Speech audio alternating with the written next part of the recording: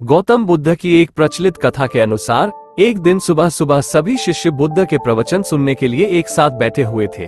कुछ देर बाद बुद्ध अपने साथ एक रस्सी लेकर आए। तथागत के हाथ में रस्सी देखकर सभी शिष्यों को हैरानी हुई। बुद्ध अपने आसन पर बैठे और उन्होंने रस्सी में एक के बाद एक 3 गांठ बांध दी। इसके बाद उन्होंने शिष्यों से पूछा कि क्या ये वही रस्सी है जो गांठ बांधने से पहले थी। इस प्रश्न के जवाब में एक शिष्य ने कहा कि तथागत, इसका उत्तर थोड़ा मुश्किल है। ये हमारे देखने के तरीके पर निर्भर करता है। एक तरह से तो रस्सी वही है, इसमें कोई बदलाव नहीं है। एक अन्य शिष्य ने कहा कि अब इसमें 3 गांठें लगी हुई हैं, जो कि पहले रस्सी में नहीं थी। इसे बदला हुआ भी कह सकते हैं। कुछ शिष्यों ने कहा कि वास्तव में मूल रूप से रस्सी वही है, लेकिन बदली हुई दिख है, लेकिन इसका मूल स्वरूप बदला नहीं है। शिष्यों की बात सुनकर बुद्ध ने कहा कि आप सभी सही बोल रहे हैं, अब मैं इन गांठों को खोल देता हूँ। ये बोलकर बुद्ध रस्सी के दोनों सिरों को खींचने लगे। बुद्ध ने पूछा कि क्या इस प्रकार रस्सी की गांठें खुल जाएंगी।